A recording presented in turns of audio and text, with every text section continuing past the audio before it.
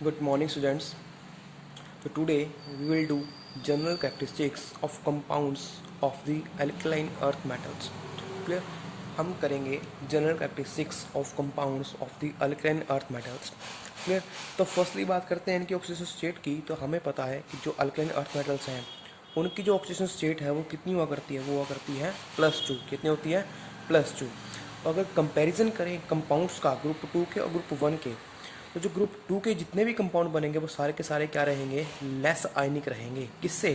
Group 1 के compound से. क्यों? Due to the small size. Why? Due to small size. Because उनका size क्या होता है? स्मॉल होता है. अब हमें पता है बेटा, फर्स्टली आपको पता हो कि आयनिक कंपाउंड और कोवलेंट कंपाउंड बनते कैसे हैं. जो आयनिक कंपाउंड जितने भी है वो कैसे बनेंगे?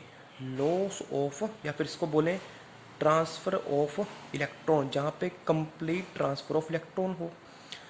ठीक है जी. अब एक बड़ा आइटम है, वो आसानी से क्या कर सकता है? इलेक्ट्रॉन को लॉस कर सकता है. ठीक है. उसकी आयन एंथैल्पी क्या रहती है? कम. बिकॉज हमें पता है कि जो आयन एंथैल्पी है वो इन्वर्सली प्रोपोर्शनल टू साइज है.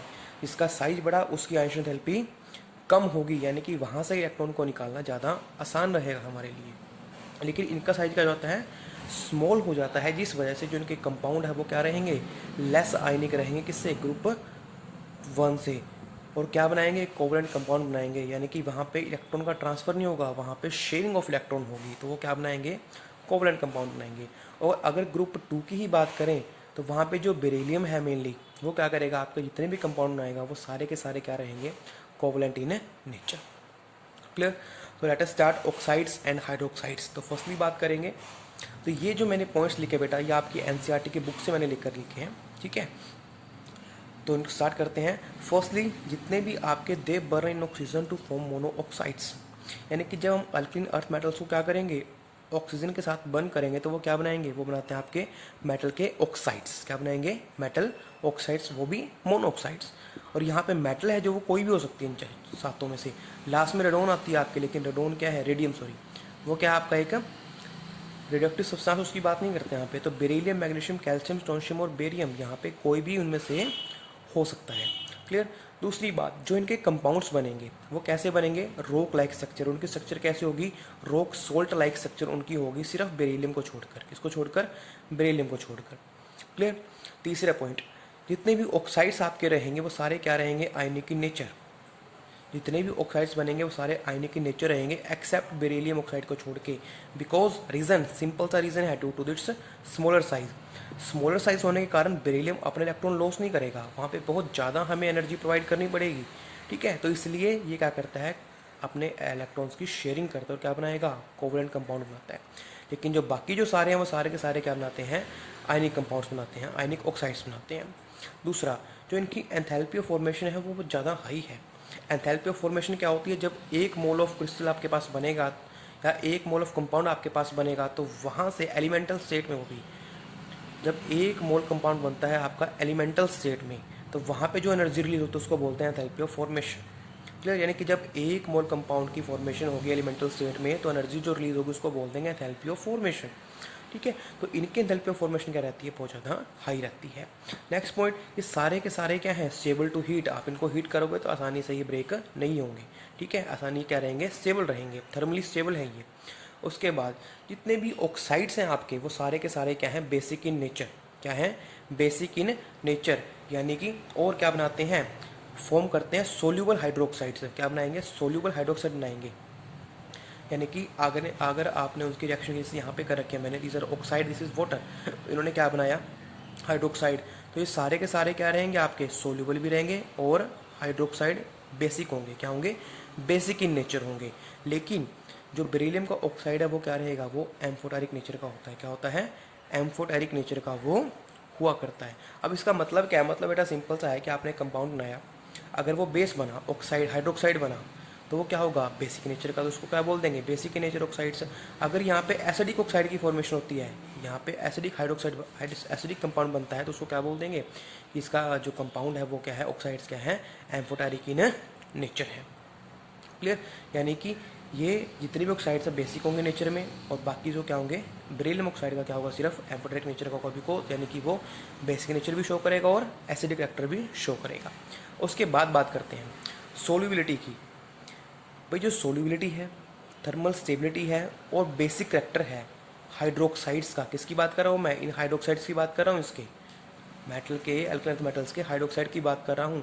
तो जो उन हाइड्रोक्साइड की सोल्यूबिलिटी है फर्स्ट, थर्मल स्टेबिलिटी है और बेसिक करैक्टर है, वो डाउन द ग्रुप क्या करेगा, इंक्रीज करेगा, यानी कि वो इंक्रीज करेगा with increase in atomic number. मतलब आप डाउन द ग्रुप जाओगे मैग्नीशियम ऑक्साइड से बेरियम ऑक्साइड की तरफ, तो आपके पास क्या मिलेगा, आपको सोल्युबिलिटी, थर्मल स्टेबिलिटी और basic character down the group increase होता मिलेगा।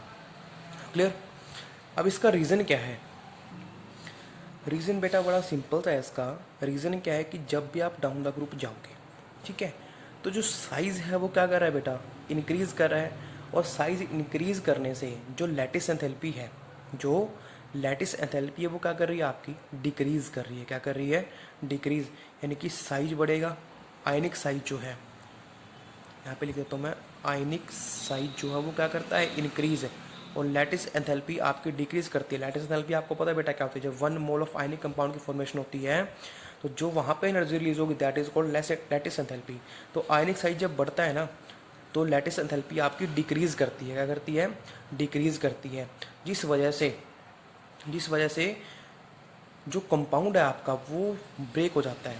मैं आपको रियल सही बताता हूँ, एक्सप्लेन करता हूँ कि सपोज ये कोई चीज़ है, इसके अंदर वाटर है, आपने वाटर में कुछ डिज़ोल्व किया, आपने एक कंपाउंड इसके अंदर डाला, तो वो डिज़ोल्व कब होगा, जब वो अपने आयंस के अंदर ब्रेक हो जाए। ठीक है, तो आयंस के अंदर ब्रेक होने के लिए उसको क्या चाहिए कि उसका बॉन्ड जो बना है वो क्या हो, वीक हो, आसानी से वो ब्रेक हो सके। तो यहाँ पे मैं बात कर रहा हूँ डाउन द ग्रुप जाओगे तो साइज बढ़ेगा, तो साइज बढ़ने से लैटिस एंथैल्पी डिक्रीज, मतलब उस बॉन्ड को तोड़ना ईजी हो जाएगा। दैट्स वाई वो जो कंपाउंड है आपका वो आसानी से क्या हो जाता है, सोल्यूबल हो जाता है। किसके अंदर, किसी भी वाटर या फिर सप्लाइक सब्सटेंस के अंदर, या फिर वाटर की ही बात करें मेनली, तो वाटर के अंदर वो आसानी से सोल्यूबल हो जाता है। ठीक है, दूसरी बात एक और है, हाइड्रेशन एंथैल्पी भी क्या कर रही है, डाउन द ग्रुप डिक्रीज कर रही है। क्या कर रही है, डिक्रीज कर रही है हाइड्रेशन एंथैल्पी, यानी कि जब आप उसको डिसोल्व करोगे तो वहाँ पे हाइड्रेशन एंथैल्पी क्या करेगी, डिक्रीज करेगी। बिकॉज आपको पता है कि साइज अगर बढ़ता है तो हाइड्रेशन एंथैल्पी क्या करती है, डिक्रीज करती है। इससे पहले की वीडियो में इस चीज़ को हम अच्छे से समझ चुके हैं, जब हमने ग्रुप 1 को किया तो ये सारी चीज़ें मैंने वहाँ पे आपको अच्छे से एक्सप्लेन की हैं। क्लियर। अगर फिर भी प्रॉब्लम तो आप उसको देख सकते हो ओपन करके, आपको एक कंसेप्ट ये वाले भी क्लियर हो जाएंगे। ठीक है जी। तो यहाँ पे क्या होगा, down the group stability, thermal stability और बेसिक फैक्टर क्या करेगा, हाइड्रोक्साइड का इंक्रीज करेगा। ठीक है, due to the decrease in lattice enthalpy और डिक्रीज इन हाइड्रेशन एंथैल्पी। उसके बाद मैं बात कर रहा हूँ कि जितने भी आपके कंपाउंड बनेंगे, यानी कि ऑक्साइड बनेंगे, ग्रुप 1 ऑक्साइड, वो सारे के सारे क्या रहेंगे, लेस बेसिक रहेंगे। किससे, ग्रुप 2 ऑक्साइड से, सॉरी हाँ ठीक है, जो ग्रुप 2 के ऑक्साइड बनेंगे वो लेस बेसिक है, किससे, ग्रुप 1 ऑक्साइड से। किस लिए, ड्यू टू स्मॉलर साइज के कारण, ये मैं ऊपर एक्सप्लेन कर चुका हूँ। ठीक है, उसके अलावा जो आपके पास बेरिलियम का हाइड्रोक्साइड है, मैंने बोला था बेरिलियम का ऑक्साइड्स भी एम्फोटेरिक नेचर का है और बेरिलियम का हाइड्रोक्साइड भी क्या है, एम्फोटेरिक नेचर का है। और जब ये किसी भी एसिड या बेस से रिएक्ट करेंगे, जब ये एसिड और बेस से रिएक्ट करेंगे तो क्या बनाएंगे, बेरिलेट आयन बनाते हैं। क्या बनाते हैं, बेरिलेट आयंस की ये फॉर्मेशन करेंगे और ये आपका एक कोऑर्डिनेशन कंपाउंड होता है। ठीक है, जो आप पढ़ोगे क्लास +2 में अच्छे से। ठीक है, ये कोऑर्डिनेशन कंपाउंड होता है। तो ये था आपके पास और explanation about the oxides and hydroxides. Next हम बात करते हैं हैलाइड्स की। किसकी बात करते हैं, हैलाइड्स की। तो भाई हैलाइड्स भी क्या हैं, सारे के सारे आयनिक नेचर के हैं एक्सेप्ट बेरिलियम, कि बेरिलियम को ऑक्साइड को छोड़कर, हैलाइड्स को छोड़कर सारे के सारे आयनिक नेचर के हैं। Reason, small size. सेकंड, जो बेरिलियम है वो तो बेरिलियम क्या होगा, फिर बाकी आयनिक है तो बेरिलियम आपको कोवलेंट नेचर का होगा। ठीक है जी। अब डिसॉल्व होगा किसके अंदर, वो ऑर्गेनिक सॉल्वेंट के अंदर। किसके अंदर, ऑर्गेनिक के अंदर। मैं कई बार बोलता हूँ बेटा कि हमारे एलिमेंट्स की लाइक डिसॉल्व लाइक की एक डेफिनेशन होती है, ये रूल होता है एक। ठीक है, कि जो जैसा है वो वैसे में ही घुलेगा। अगर कोई आयनिक है तो आयनिक में घुलेगा। ठीक है जी, और अगर कोवलेंट है तो कोवलेंट में। हमें पता है बेटा कि जो दो तरह के होते हैं, एक तो ऑर्गेनिक होते हैं, एक पोलर सॉल्वेंट होते हैं। ठीक है, नॉन ऑर्गेनिक बोल दो, पोलर बोल दो, नॉन पोलर बोल दो। तो यहाँ पे हमें पता है कि आयनिक कहाँ घुलेंगे, आयनिक डिसॉल्व होंगे पोलर सॉल्वेंट के अंदर। किसके अंदर, पोलर के अंदर, जहाँ पे पोल्स फॉर्मेशन हो जाती है, जैसे कि वाटर के अंदर। लेकिन जो बेरिलियम का ऑक्साइड है वो आपका ऑर्गेनिक सॉल्वेंट में घुलता है, लेकिन नॉन पोलर इसको बोल सकते हैं। नॉन पोलर के अंदर ये डिसॉल्व होते हैं, जैसे कि आपका बेंजीन हो गया, इसके अंदर ही डिसॉल्व होगा, ये वाटर के अंदर डिसॉल्व नहीं होगा, because water is of a polar nature. Clear. उसके बाद जो बेरिलियम का क्लोराइड है उसकी चेन लाइक स्ट्रक्चर होती है। क्या होती है, चेन लाइक स्ट्रक्चर। वो इस तरह से स्ट्रक्चर बनाया करता है जैसे कि बेरिलियम क्लोराइड दिस इज दूसरा बेरिलियम क्लोराइड, तो ये आपस में क्या करेंगे, बॉन्डिंग कर लेंगे और क्या बनाएंगे, एक ब्रिज लाइक स्ट्रक्चर आप बोल सकते हो या फिर चेन लाइक स्ट्रक्चर आप इसको बोल सकते हो कि ये फॉर्मेशन करते हैं। और यही चेन लाइक स्ट्रक्चर जो है ये इसकी वेपर स्टेट में भी क्या करती है, एग्जिस्ट करती है। क्या करती है, एग्जिस्ट करती है। और अगर आपको इसे ब्रेक करना है तो आपको इसे 1200 केल्विन टेम्परेचर प्रोवाइड करना पड़ेगा। क्लियर। नेक्स्ट आती है tendency to form several halides hydrates decrease down the group, यानी कि जो ये हैलाइड्स हाइड्रेट बनाएंगे, क्या बनाएंगे, हैलाइड हाइड्रेट्स। अब ये हैलाइड्स हाइड्रेट किस तरह के होंगे, मैं लिख देता हूँ साइड में, जैसे कि आपका मैग्नीशियम बनाएगा इस तरह का हाइड्रेट्स, मतलब जो हैलाइड्स है उनके साथ क्या होगा, वाटर मॉलिक्यूल अटैच, उसको बोलते हैं हैलाइड हाइड्रेट्स। इसी तरह से कैल्शियम भी बनाता है, कैल्शियम क्लोराइड हेक्साहाइड्रेट। तो जो ये बनाने की इनकी टेंडेंसी है वो डाउन द ग्रुप डिक्रीज कर जाती है। क्यों डिक्रीज कर जाती है, बिकॉज हमें पता है कि इनकी हाइड्रेट्स की फॉर्मेशन कब होती है, जब हाइड्रेशन एंथैल्पी क्या हो, ज़्यादा हो। और डाउन द ग्रुप जो हाइड्रेशन एंथैल्पी वो क्या करती है, डिक्रीज करती है, बिकॉज एटॉमिक साइज क्या करता है, इंक्रीज कर जाता है। क्लियर। उसके बाद जो फ्लोराइड्स हैं वो क्या है, लेस सोल्यूबल है क्लोराइड से due to high lattice energy. भाई जो फ्लोराइड्स है ना वो कम सोल्यूबल है, किससे, क्लोराइड से। अगर आप बात करोगे इनके क्लोराइड्स की और फ्लोराइड्स की, तो जो फ्लोराइड्स हैं वो कम सोल्यूबल होंगे। क्यों, बिकॉज उनकी लैटिस एनर्जी क्या है, ज़्यादा है। अगर आपके पास कोई कंपाउंड बना है किसका, फ्लोराइड्स का, जैसे कि मैं बोल देता हूँ बेरिलियम फ्लोराइड बना दिया सपोज मैंने, ठीक है जी, तो इसको डिसॉल्व करना ज़्यादा मुश्किल होगा, बिकॉज इसकी लैटिस एंथैल्पी बहुत ज़्यादा है। यानी कि जो बेरिलियम फ्लोरीन का जो बॉन्ड बना है इसको ब्रेक करने के लिए जो एनर्जी देनी पड़ेगी वो क्या रहेगी, बहुत ज़्यादा रहेगी। ठीक है, इसलिए से आसानी से डिसॉल्व नहीं होते हैं और क्या होते हैं, लेस सोल्यूबल होते हैं। क्लियर। तो this was all about halides. Now we will talk about the salts of oxo acids. तो ऑक्सो एसिड में क्या होगा, फर्स्टली बात करेंगे कार्बोनेट्स की। तो जो कार्बोनेट्स जितने भी रहेंगे आपके वो सारे के सारे क्या हैं, इनसोल्यूबल इन वाटर। क्या है, इनसोल्यूबल इन वाटर। और जो सोल्यूबिलिटी है वो डाउन द ग्रुप क्या करेगी, डिक्रीज करेगी। क्या करेगी, डिक्रीज करती है। ठीक है जी। अब रीज़न क्या है कि जो सोल्यूबिलिटी है वो डिक्रीज क्यों करती है। क्वेश्चन आता है कि जो solubility of alkaline earth metals है कार्बोनेट्स, वो डिक्रीज क्यों करती है डाउन द ग्रुप। डिक्रीज करने का रीज़न बेटा ये है कि जो कार्बोनेट है आपका वो बहुत ज़्यादा साइज़ का होता है। जो उसका साइज है कार्बोनेट आयन का वो बहुत ग्रेटर होता है। ठीक है। और जो कैटायन का साइज है वो क्या है, उससे कंपैरिजन में स्मॉल है। तो भाई अब साइज़ का डिफरेंस आया, cation small size, anion larger size, तो वहाँ पे लैटिस एंथैल्पी क्या होगी आपकी, चेंज होगी। क्या होगी, चेंज होगी जब आप डाउन द ग्रुप चले जाओगे। ठीक है जी। तो वहाँ पे क्या होगा, सॉरी मैंने गलत बात बोल दी यहाँ पे, कि एनायन का साइज तो ज़्यादा है, ठीक है, कैटायन का साइज स्मॉल है, जिस वजह से लैटिस एंथैल्पी चेंज तो करेगी लेकिन वहाँ पे लार्ज चेंज नहीं आएगा। लगभग क्या रहेगी, ऑलमोस्ट कांस्टेंट रहेगी लैटिस एंथैल्पी।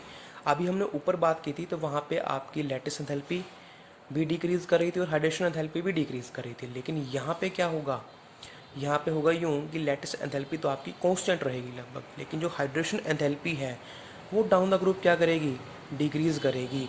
क्या करेगी, डिक्रीज़ करेगी हाइड्रेशन एंथैल्पी। वो ज़्यादा हाइड्रेट नहीं रहेंगे, तो हाइड्रेट नहीं रहेंगे तो क्या होगा, वो आपके सोल्यूबल हो जाएंगे।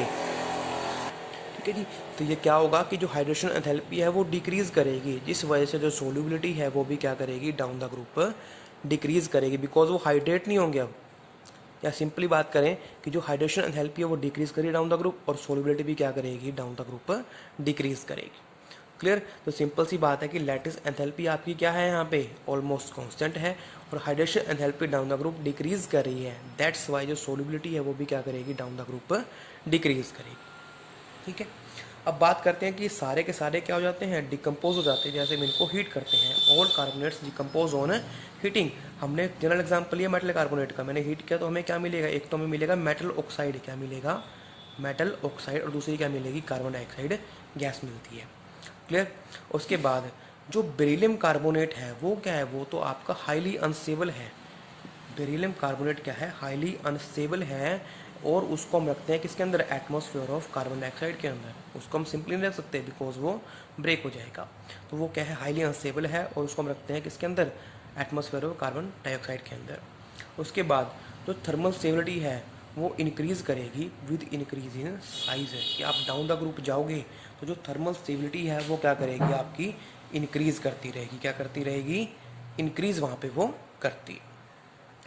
नेक्स्ट बात करते हैं इसके सल्फेट्स की। तो सल्फेट्स के बारे में ज़्यादा कुछ नहीं है, सिर्फ एक बात, दो तीन बातें हैं। क्या कि जितने भी सल्फेट्स हैं वो क्या होते हैं, वाइट सॉलिड्स होंगे। जो सॉलिड्स वो बनाएंगे वो क्या होंगे, वाइट कलर के सॉलिड्स होंगे, और वो हीट के लिए क्या होंगे, स्टेबल, यानी कि थर्मली वो स्टेबल होते हैं। दूसरी बात, जितने भी आप जो आपके बेरिलियम सल्फेट और मैग्नीशियम सल्फेट हैं, फर्स्ट टू, वो सारे के सारे रेडली सोल्यूबल होते हैं वाटर के अंदर। क्या होते हैं, रेडली सोल्यूबल, आसानी से सोल्यूबल हो जाते हैं। लेकिन जो सोल्यूबिलिटी है वो डाउन द ग्रुप क्या करती है आपकी, डिक्रीज करती है। यानी कि बेरिलियम टू बेरियम अगर आप जाओगे तो आपको क्या मिलेगा, आपको मिलता है कि जो सोल्यूबिलिटी है सल्फेट्स की वो डिक्रीज कर रही है। ठीक है जी। उसके बाद नाइट्रेट्स की बात करते हैं। तो नाइट्रेट्स बनते कैसे हैं, अगर आप कार्बोनेट की रिएक्शन करवा दो डाइल्यूट HNO3 से, तो आपको क्या मिलेगा, मेटल के नाइट्रेट्स, कार्बन डाइऑक्साइड और वाटर को आपको मिलते हैं। और जो टेंडेंसी है हाइड्रेट्स बनाने की, सेकंड पॉइंट की बात कर रहा हूँ मैं, कि जो टेंडेंसी है हाइड्रेट्स बनाने की वो डिक्रीज करेगी डाउन द ग्रुप। भाई हाइड्रेट्स कब बनेंगे, सिंपल सी बात, मैं कई बार डिस्कस कर चुका हूँ कि हाइड्रेट्स बनते हैं जब हाइड्रेशन एंथैल्पी ज़्यादा होती है, जब साइज़ क्या होगा, स्मॉल होगा। क्लियर। तो आप टेंडेंसी डाउन द ग्रुप जाओगे तो साइज़ बढ़ेगा, साइज़ बढ़ेगा तो हाइड्रेशन एंथैल्पी डिक्रीज करेगी, और टेंडेंसी टू फॉर्म हाइड्रेट भी क्या करती है, डाउन द ग्रुप डिक्रीज करेगी। उसके बाद बात करते हैं कि जो नाइट्रेट्स हैं, दो नाइट्रेट्स की बात कर रहे हैं स्पेशली। मैग्नीशियम का नाइट्रेट है जो, वो आपको किस फॉर्म में मिलेगा, हाइड्रेट्स की फॉर्म में मिलेगा। किसकी फॉर्म में, हाइड्रेट्स की फॉर्म में। उसके साथ आपको 6 वाटर मॉलिक्यूल अटैच मिलेंगे मैग्नीशियम के नाइट्रेट के साथ। लेकिन जो बेरिलियम का है, अभी बेरिलियम का सबसे अलग है, सबसे पहला एलिमेंट है, एनामलस बिहेवियर शो करेगा, तो वो आपको क्या मिलेगा, एनहाइड्रस फॉर्म में मिलेगा। ठीक है जी। उसके बाद जितने भी ये सारे के सारे आपके नाइट्रेट्स हैं, आप जैसे ही इनको हीट करते हो तो क्या हो जाएंगे, डिकम्पोज, और आपको मिलेगा क्या, आपको मिलेगा मेटल ऑक्साइड और NO2 प्लस में ऑक्सीजन आपको मिलती है। और ये मेटल जो यहाँ पे है वो कोई भी हमारी एलिमेंट हो सकता है, कोई भी मेटल आपकी हो सकती है। क्लियर। तो ये था आपके पास general characteristics of the compounds. अब हम बात करेंगे एनामलस बिहेवियर ऑफ बेरिलियम की। तो जो फर्स्ट जो प्रॉपर्टी है वो निकलेगी आपकी इसी के अंदर से, कि एनामलस बिहेवियर होता क्यों है। एनामलस बिहेवियर का रीज़न है बेटा कि जो बेरिलियम का साइज है वो क्या है, बहुत स्मॉल है। और एनामलस बिहेवियर किससे कंपेयर कर रहे हैं, ऑल, पूरे के पूरे ग्रुप से, कि जो बेरिलियम है आपका फर्स्ट एलिमेंट है ग्रुप का। ठीक है जी। उसके बाद 5 एलिमेंट नीचे और आते हैं, लेकिन जो बेरिलियम का बिहेवियर है वो बाकी सबसे क्या है, डिफरेंट है। इसलिए क्या बोलते हैं, anomalous behaviour of beryllium.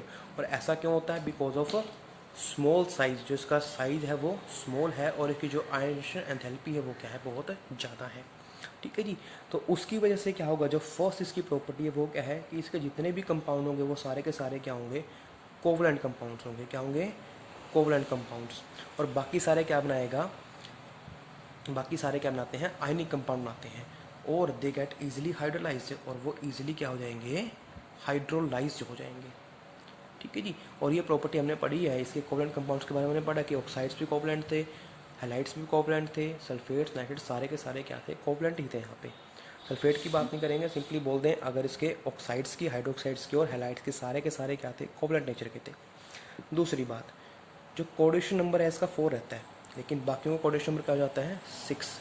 Reason क्या है, रीज़न है कि जो बेरिलियम को अगर देखें उसकी कॉन्फ़िगरेशन, तो वहाँ पे क्या होता है, 1s2 2s2, यानी कि 2s2 और 2p, ये 2s2 है, ये 2p है। सिर्फ इलेक्ट्रॉन किसके अंदर है, 2s के अंदर, और 2p आपके पास क्या है, यहाँ पे एम्प्टी है, यानी कि अगर चाहें तो इसके अंदर इलेक्ट्रॉन एक्सेप्ट कर सकता है। यानी कि अगर हम बॉन्डिंग करते हैं तो बेरिलियम इन 4 ऑर्बिटल्स को लेकर बॉन्डिंग कर सकता है। तो 4 ऑर्बिटल हैं तो कोऑर्डिनेशन नंबर कितना होगा, 4। लेकिन जो बाकी एलिमेंट्स हैं उनके अंदर क्या होता है, उनके अंदर वैकेंट डी ऑर्बिटल होता है। क्या होता है, वैकेंट डी ऑर्बिटल्स उनके अंदर होते हैं। जैसे कि इससे नीचे वाले की बात करें तो आपके पास 3s भी होगा, 3p भी लाई करेगा, और 3d भी वहाँ पे होगा। ठीक है जी। तो यहाँ पे अगर बात करें तो कोऑर्डिनेशन नंबर जो क्या हो सकता है, यहाँ पे 6 हो सकता है। क्या हो सकता है, 6। मैक्सिमम कोऑर्डिनेशन नंबर 6 ही होता है बेटा, 6 से ऊपर नहीं होता कभी। ठीक है। तो यहाँ पे डी ऑर्बिटल आपका एम्प्टी है ही नहीं, एब्सेंट है, जिस वजह से कोऑर्डिनेशन नंबर 4 रहता है। लेकिन यहाँ पे एम्प्टी डी ऑर्बिटल आपके प्रेजेंट होते हैं, दैट्स वाई कोऑर्डिनेशन नंबर कितना हो जाता है, 6 हो जाता है। किसका, बेरिलियम को छोड़ के बाकी सभी कंपाउंड्स का। क्लियर। उसके बाद थर्ड प्रॉपर्टी भी हमने पढ़ी है अभी। क्या प्रॉपर्टी पढ़ी है, कि जो इसके ऑक्साइड्स हैं और हाइड्रोक्साइड्स हैं वो सारे के सारे किस नेचर के हैं, एम्फोटेरिक नेचर के। कौन से नेचर के? एम्फोटेरिक, यानी कि वो एसिड और बेस दोनों की तरह रिएक्ट कर सकते हैं। लेकिन जो बाकी ग्रुप की बात करें तो सारे के सारे क्या थे? बेसिक इन नेचर थे। क्लियर? तो तीन इसकी क्या है? एनामलस बिहेवियर की प्रॉपर्टीज आती हैं। नेक्स्ट मैं बात करता हूँ किसकी? डायगोनल रिलेशनशिप की। किसकी बात करता हूँ? डायगोनल रिलेशनशिप की। तो भाई डायगोनल ये किससे रिलेट करेगा? हमें पता है लिथियम, बेरिलियम, बोरोन, नीचे होता है सोडियम, मैग्नीशियम और एल्यूमिनियम। लिथियम रिलेट करता था डायगोनली मैग्नीशियम से, तो बेरिलियम किससे करता है? ये करता है आपका एल्यूमिनियम से। किससे करता है? एल्यूमिनियम से। तो जो भाई इनकी प्रॉपर्टीज़ है बेरिलियम की और एल्यूमिनियम की, आपको क्या मिलेंगी? सेम मिलेंगी। क्यों मिलेंगी? बिकॉज जो इनकी आयनिक का साइज है, बेरिलियम 2 का OL 3 का जो साइज है वो क्या है? जो इनका चार्ज रेडियस रेशो है, क्या है? चार्ज और रेडियस रेशो है वो क्या है? लगभग सेम है। क्या है? सेम, यानी कि जो इनका साइज है वो क्या है? सेम। जिस वजह से इनकी जो प्रॉपर्टीज है वो भी क्या होंगी? सेम होंगी, सिमिलर होंगी। क्लियर? अब फर्स्ट प्रॉपर्टी की बात करें। फर्स्ट प्रॉपर्टी ये है कि जो बेरिलियम है उसके ऊपर एसिड का अटैक नहीं हो सकता। बेरिलियम के ऊपर हम एसिड का अटैक नहीं कर सकते। क्यों नहीं कर सकते? बिकॉज जैसे ही बेरिलियम आपका ऑक्सीजन के टच में आएगा तो ये क्या करेगा? ये एक ऑक्साइड की लेयर बना लेगा अपने सरफेस के ऊपर। ठीक है जी? क्या करेगा? जैसे कि ये बेरिलियम है तो इसके सरफेस पे ये ऑक्साइड की एक ऐसे लेयर बना लेगा जिससे क्या होगा? जो अंदर का बेरिलियम है वो बाहर के एनवायरनमेंट से टच में नहीं आएगा, जिससे कि जो फर्दर रिएक्शन है वो प्रोसीड नहीं हो पाएगी। क्लियर? तो ये रीज़न है आपके पास कि जो बेरिलियम है उसके ऊपर एसिड का अटैक नहीं होता है, बिकॉज बेरिलियम क्या करेगा? ऑक्साइड की एक लेयर बना लेता है अपने सरफेस पर, जिससे कि वो रिएक्शन से बच जाता है। दूसरी बात करें कि जैसे बेरिलियम की बात की थी मैंने कि बेरिलियम क्या करेगा? बेरिलेट आयन बनाता है। क्या बनाता है? बेरिलेट आयन, यानी कि कोऑर्डिनेशन कंपाउंड बनाता है। कौन सा बनाया था उसने? उसने बनाया था BeOH4 2 ये कंपाउंड बनाया था। सिमिलरली एल्यूमिनियम में क्या करता है आपका? एल्यूमिनेट आयन बनाएगा, ElOH4 नेगेटिव। ये कुछ इस तरह का कंपाउंड बनाएगा, यानी कि ये भी कोऑर्डिनेशन कंपाउंड की फॉर्मेशन करता है। ठीक है जी? उसके बाद हमने बात की थी स्ट्रक्चर की कि जो बेरिलियम था वो ब्रिज लाइक स्ट्रक्चर बनाता था। कैसे? BeCl। तो ये पीछे वाले क्लोरीन से ऐसे बॉन्डिंग कर लेते हैं, ये आगे फर्दर और ये उससे आगे। सिमिलरली एल्यूमिनियम भी करेगा। तो एल्यूमिनियम कैसे करेगा? एल्यूमिनियम के साथ 3 अटैच होंगे। This is Cl, this is Cl और दिस इज Cl। ये दूसरा मॉलिक्यूल है। ठीक है जी? तो क्या होगा? इस तरह से ये ब्रिज लाइक स्ट्रक्चर की फॉर्मेशन कर लेंगे। क्लियर? लास्ट जो प्रॉपर्टी है, लास्ट क्या है इसकी? लास्ट ये है कि जो बेरिलियम है, कि जो AlCl3 है, कि जो इनके क्लोराइड्स थे, इसी के अंदर लिख देता हूँ मैं इसको कि यहाँ पे BeCl2 है, यहाँ पे AlCl3 है। ये दोनों के दोनों क्या हैं? स्ट्रॉन्ग ल्यूइस एसिड्स हैं। क्या है? Strong Lewis acid. Lewis acid मतलब जो इलेक्ट्रॉन पेयर एक्सेप्ट कर ले वो ल्यूइस एसिड होता है, जो डोनेट करे वो पेयर होता है। वो क्या होता है? ल्यूइस बेस होता है। ठीक है जी? तो ये दोनों के दोनों क्या हैं? आपके ल्यूइस एसिड्स हैं। क्या हैं? ल्यूइस एसिड्स की तरह ये बिहेव करते हैं। और एक रिएक्शन आती है आपके ऑर्गेनिक में, फ्रीडल क्राफ्ट रिएक्शन। वहाँ पे AlCl3 आपका एज अ ल्यूइस एसिड वहाँ पे वो यूज़ होता है। ठीक है जी? और जो बेरिलियम है और एल्यूमिनियम आयंस है, इनकी टेंडेंसी है कॉम्प्लेक्सेस बनाने की भी। हम बोल सकते हैं कि क्या बनाएंगे? कॉम्प्लेक्सेस बनाएंगे। BeF4 2 नेगेटिव टाइप के बनाएगा ये। और दूसरा किस तरह के बनाएगा? दूसरा बनाएगा आपका AlF6 3 नेगेटिव 6। ये सारे के सारे क्या हैं? आपके कॉम्प्लेक्स कंपाउंड्स हैं। तो दोनों की क्या है? टेंडेंसी है टू फॉर्म कॉम्प्लेक्सेस। क्लियर? तो ये सारा आपके पास था किसके बारे में? इनकी एनामलस प्रॉपर्टीज़ के बारे में और diagonal relationship between beryllium and aluminium. Now we will talk about some important compounds of calcium.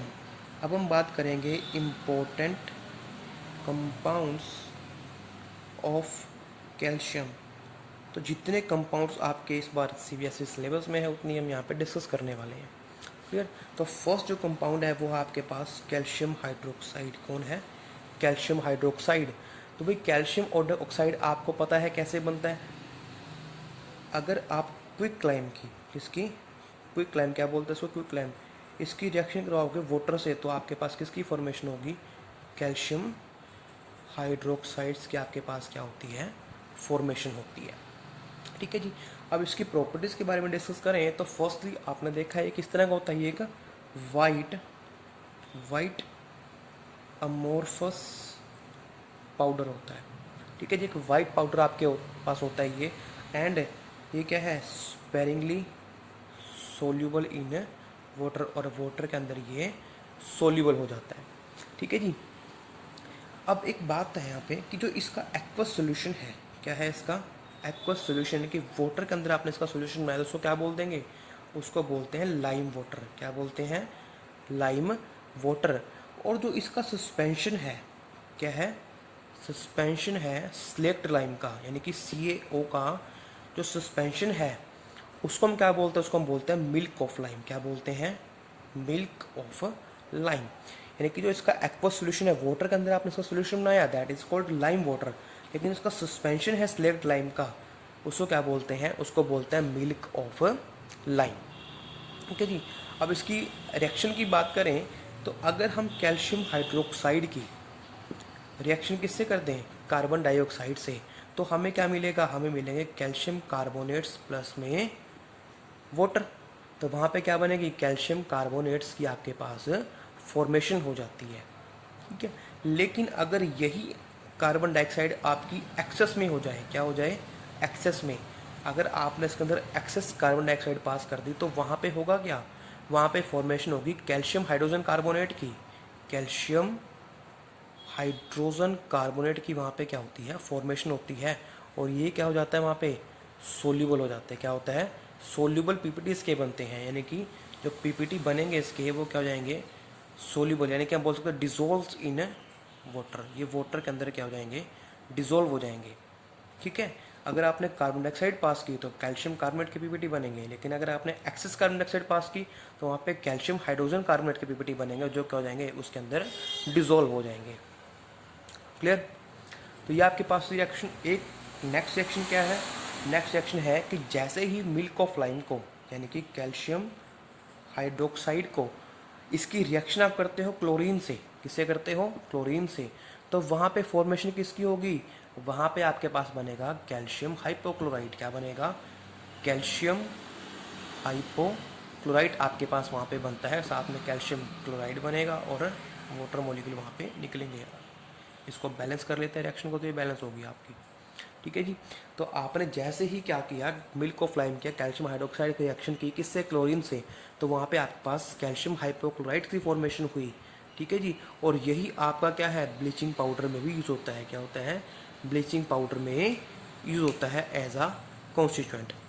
कौन, कैल्शियम हाइपोक्लोराइड। ये क्या है, मैंने CaOCl2 लिखा है मैंने इसको। क्लियर। अब इसके यूजेस क्या क्या हैं, यूजेस भाई आप लोग अच्छे से जानते हो बहुत। ठीक है जी।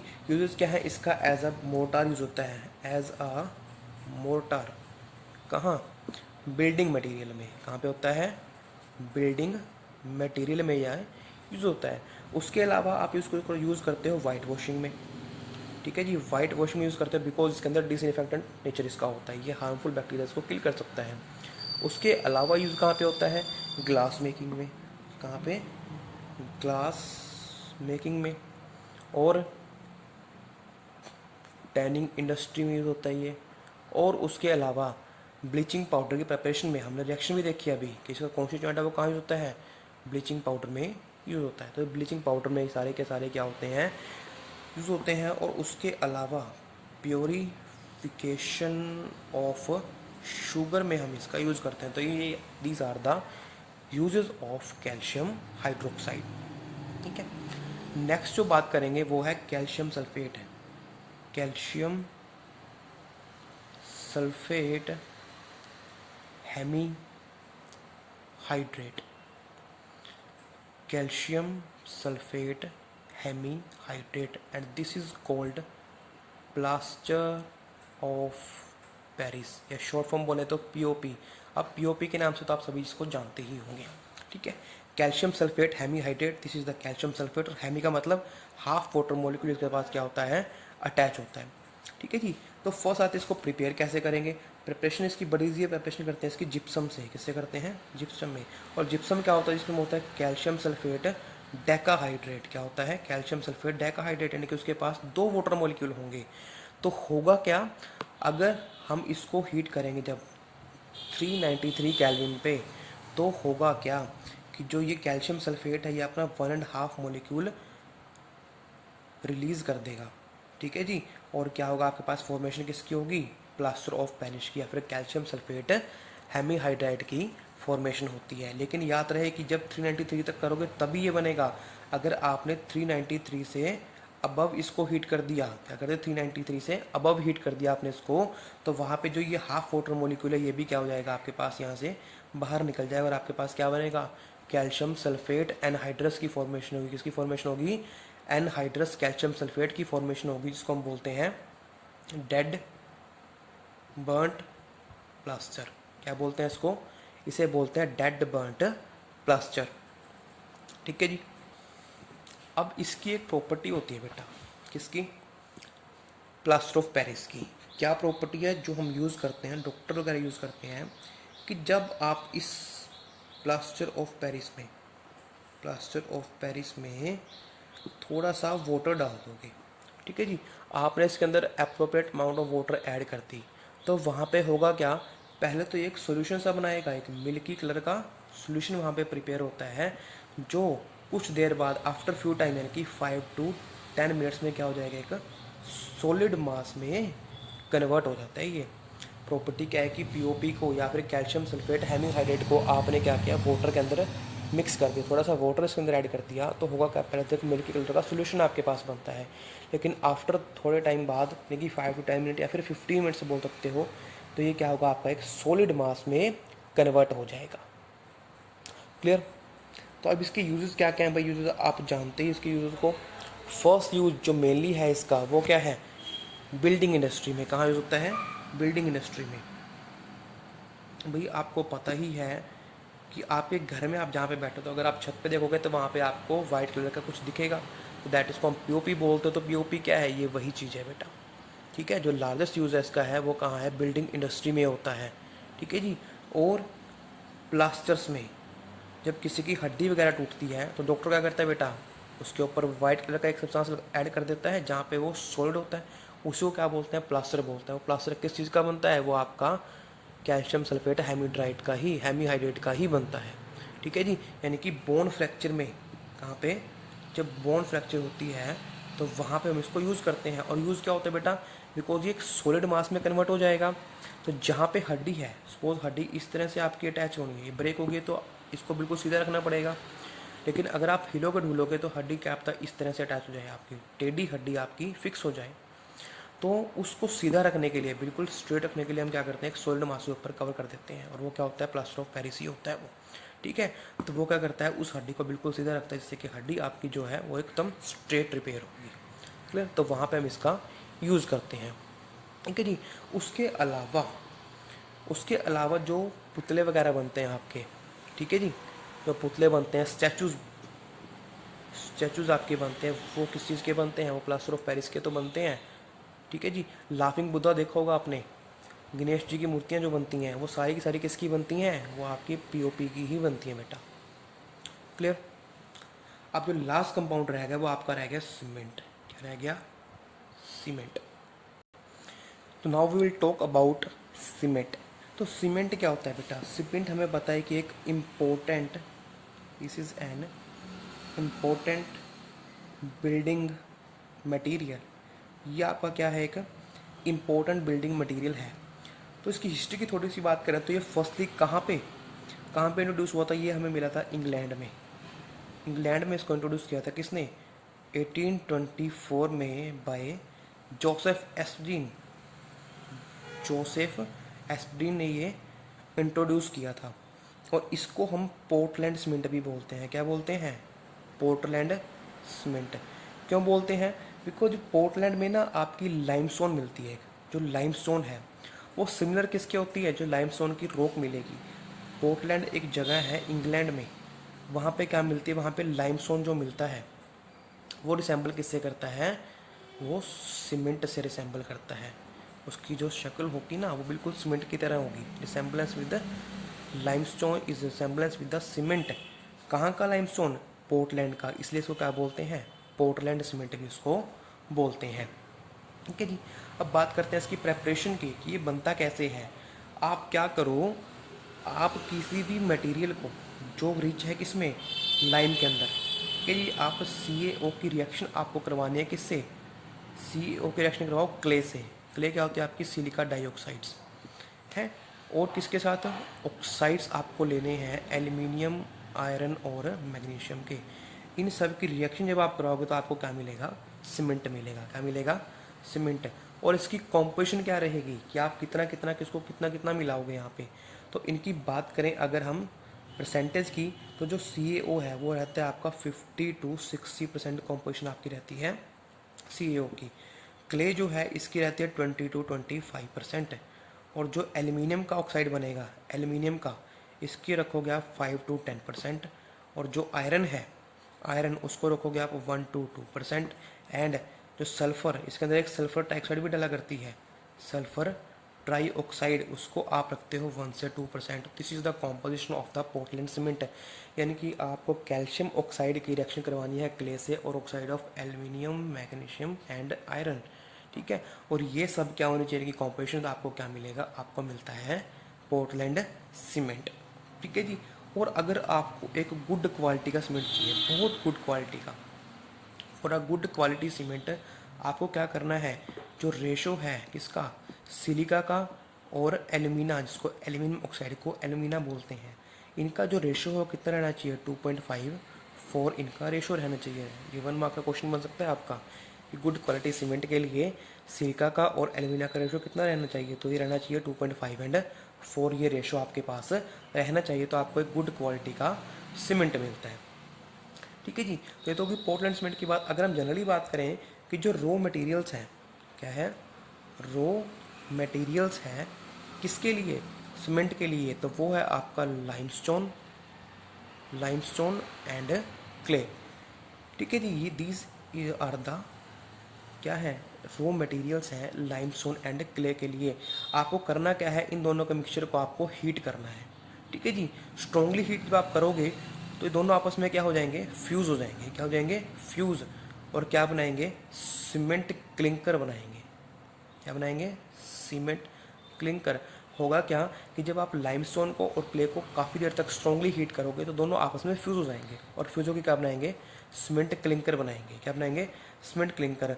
और इस सीमेंट क्लिंकर में अगर आप 2 to 3% क्या मिलाते हो, जिप्सम, क्या ऐड करते हो, जिप्सम। अगर आप इसके अंदर ऐड कर दोगे 2 to 3% बाई वेट, यानी कि जितना ये है उसका 2 से 3% आपने जिप्सम ऐड कर दिया, तो आपके पास फॉर्मेशन किसकी हो जाएगी, आपके पास बनता है सीमेंट। क्या बनेगा, सीमेंट। लेकिन लाइमस्टोन क्ले को स्ट्रांगली हीट करो, वो फ्यूज हो जाएंगे और क्या बनाएंगे, सीमेंट क्लिंकर बनाएंगे। उसके अंदर 2 से 3% आप जिप्सम ऐड कर दो तो किसकी फॉर्मेशन होगी, सीमेंट की फॉर्मेशन आपके पास होती है। ठीक है जी। और अगर बात करें इम्पोर्टेंट ग्रेडियंट्स की, किसकी बात करते हैं, इम्पोर्टेंट ग्रेडियंट्स की, किसके, पोर्टलैंड सीमेंट के, ऑफ पोर्टलैंड सीमेंट। तो इसके इम्पोर्टेंट ग्रेडियंट क्या रहेंगे आपके पास, एक रहेगा आपके पास Ca2SiO4, इसको बोलते हैं डाई कैल्शियम सिलिकेट। क्या बोलते हैं, बिकॉज कैल्शियम यहाँ पे 2 हैं, इसको बोलेंगे डाई कैल्शियम सिलिकेट। इसी तरह से आपके पास क्या आएंगे, कैल्शियम ट्राई कैल्शियम सिलिकेट, वो क्या होंगे, यहाँ पे 3 कैल्शियम प्रेजेंट हैं, इसको बोलेंगे ट्राई कैल्शियम सिलिकेट। और उसके बाद आपके पास क्या है, ट्राई कैल्शियम एल्यूमिनेट भी हैं, Ca3Al2O6, इसको बोलते हैं ट्राई कैल्शियम एल्यूमिनेट्स। तो these are the important ingredients of Portland cement. आपको मिलेंगे calcium, di calcium silicates, tri calcium silicates और ट्राई कैल्शियम एल्यूमिनेट्स। ये आपको मिलते हैं किसके अंदर, इंपॉर्टेंट ग्रेडियंट्स हैं ये पोर्टलैंड सीमेंट्स के। क्लियर। अब बात करते हैं इसकी सेटिंग प्रॉपर्टी की, इसकी बात करते हैं सेटिंग प्रॉपर्टीज़ की। तो सेटिंग प्रॉपर्टीज़ में क्या है कि जब आप इसके अंदर वाटर मिक्स कर दोगे ना, व्हेन मिक्स विद वाटर, तो सीमेंट क्या हो जाएगा आपका, बिल्कुल सॉलिड मास में कन्वर्ट हो जाता है कि जैसे ही आपने सीमेंट के अंदर वाटर ऐड कर दिया तो होगा क्या कि ये एक सॉलिड मास में कन्वर्ट हो जाएगा, यानी कि ये सेट हो जाएगा, बिल्कुल सेटल डाउन हो जाएगा। ठीक है जी, ठीक है, इसी को बोलते हैं इसकी सेटिंग प्रॉपर्टी। और ये होता क्यों है, बिकॉज जो सीमेंट है वो क्या करेगा, वाटर जो मॉलिक्यूल्स यहाँ पे प्रेजेंट है उसको एब्जॉर्ब कर लेगा। ठीक है जी, क्या होगा कि जैसे आप सीमेंट के अंदर वाटर ऐड करते हो तो वो क्या हो जाएगा आपका, बिल्कुल सेट हो जाएगा, हार्ड मास में कन्वर्ट हो जाएगा। क्यों, क्योंकि जो सीमेंट है उसने वाटर मॉलिक्यूल्स को एब्जॉर्ब कर लिया, उसके कॉन्स्टिट्यूएंट्स मॉलिक्यूल्स ने वाटर मॉलिक्यूल्स को एब्जॉर्ब कर लिया, जिस वजह से वो क्या हो गया, एकदम सेट हो गया। ठीक है जी, लेकिन इसकी सेटिंग प्रॉपर्टी क्या होती है कि जैसे आपने वाटर ऐड किया एकदम से ये हार्ड हो जाता है। तो इसकी इस प्रॉपर्टी को इम्प्रूव करने के लिए, यानी कि थोड़ा सा टाइम लगे सेटिंग में, तो हम क्या करते हैं इसके लिए, इसके अंदर हम जिप्सम ऐड कर देते हैं। क्या ऐड कर देते हैं, जिप्सम। ठीक है जी, जिप्सम क्या करेगा, जो इसका सेटिंग टाइम है उसको थोड़ा स्लो कर देगा, यानी कि उसको इंक्रीज कर देगा। ठीक है जी, यानी कि जो इसकी सेटिंग डाउन की प्रोसेस है ये क्या करेगा, उसको स्लो डाउन कर देगा, slow down the setting of cement. यानी कि अगर आपने सपोज कोई मिस्त्री वगैरह करते हैं सीमेंट का काम, तो वो वाटर मिला रहे हैं सीमेंट के अंदर जिसके अंदर जिप्सम नहीं है, तो जिस टाइम वो उसको मिक्स कर रहे होंगे ना, उसी टाइम सीमेंट आपका क्या हो जाएगा, सेट हो जाएगा, सेटल हो जाएगा सॉलिड मास के अंदर। लेकिन अगर उस सीमेंट के अंदर थोड़ा सा जिप्सम ऐड है ना, तो वो सेटल होने में क्या लेगा, टाइम लेगा। यानी कि उस स्लो डाउन को, सेटिंग ऑफ सीमेंट के स्लो डाउन को, प्रोसेस को वो स्लो डाउन कर देगा। यानी कि एकदम से सीमेंट आपका सेट ना होकर थोड़ा सा टाइम लेगा सेटल होने में। यानी कि स्लो डाउन क्या कर देगा, सेटिंग ऑफ सीमेंट को वो स्लो डाउन कर देता है, कौन, जिप्सम। ठीक है जी, तो ये इसकी सेटिंग प्रॉपर्टीज थी। उसके बाद लास्ट आते हैं इसके यूजेस। तो वो यूजेस तो आपको पता ही कहाँ पे होता है, आप बता ही सकते हो, ये कंक्रीट में बनाने में यूज होता है। It is use in concrete, जहाँ पे कंक्रीट आपको बनानी हो, ठीक है जी, वहाँ पे इसका यूज़ होता है। उसके अलावा प्लास्टरिंग करने में, अगर आप प्लास्टर करते हैं, जैसे कि सिंपल दीवार हमने खड़ी की तो उसके ऊपर क्या करते हैं मिस्त्री, प्लास्टर बनाते हैं ना, तो उस प्लास्टरिंग में किसका होता है, सीमेंट का भी होता है। उसके अलावा ब्रिज जहाँ पे बनते, ब्रिज बनाने में, डैम्स बनाने में, बिल्डिंग्स बनाने में, सारी जगह किसका जो होता है, सीमेंट का यूज होता है। तो इसके किसके आते हैं, यूज के अंदर आते हैं। ओके बेटा, थैंक यू।